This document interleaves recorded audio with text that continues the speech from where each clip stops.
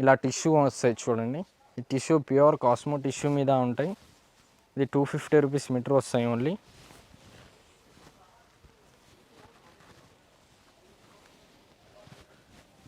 ఎంత మంచి షైనింగ్గా ఉంది.